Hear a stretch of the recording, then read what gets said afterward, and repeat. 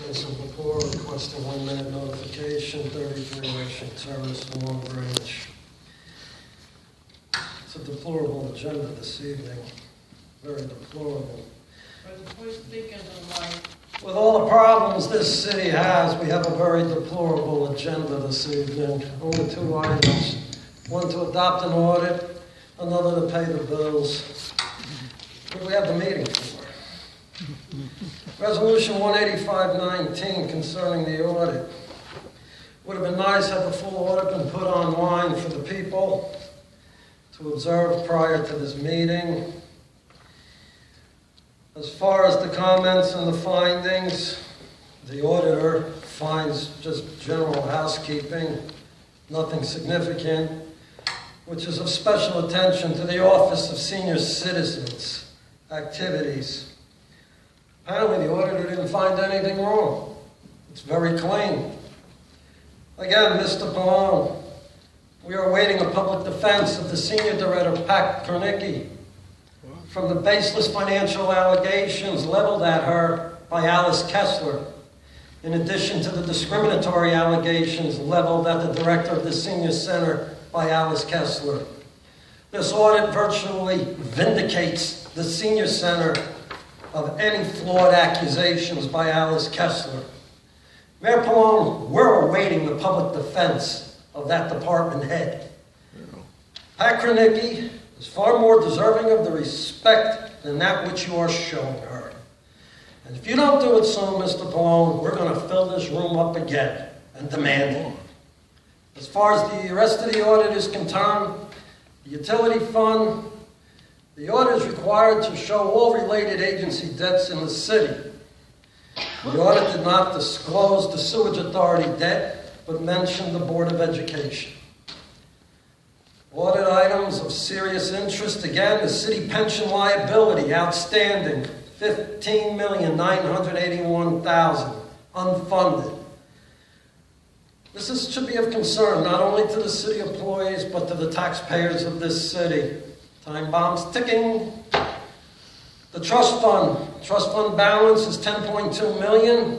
Out of the $10.2 million, $8.8 million is identified as a reserve for miscellaneous deposits. What are the miscellaneous deposits? Why weren't they itemized? HMFA.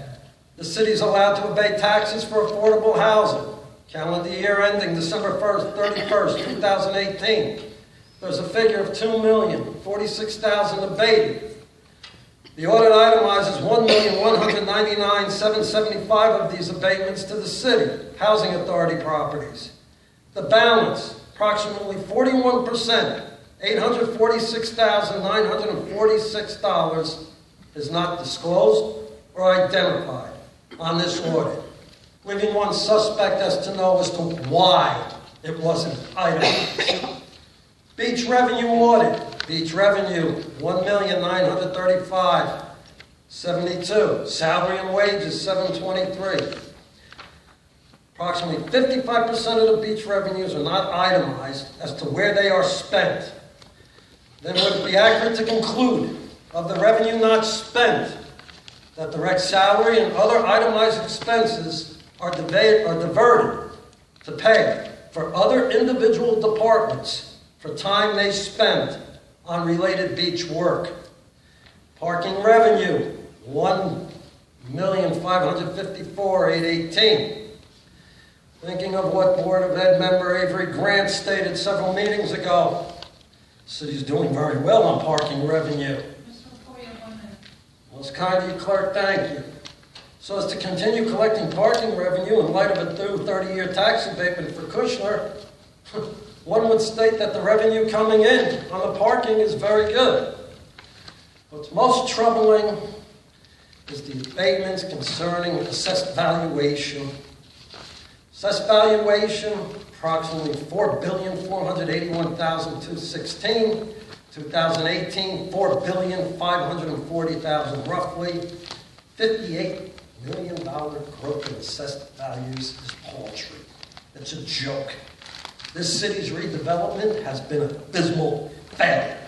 The whole purpose was to pay down a $23 million debt and taper tax increases for residents of the rest of this city. and it's failed. And then you add insult to injury by adding a new 30-year tax abatement to Kushner on Broadway. Fact is, this audit just clearly reveals again, we have a destabilized tax base in this city, particularly for single-family homeowners, and it's getting worse. Lepore, your time is up. It's hopeless junk government.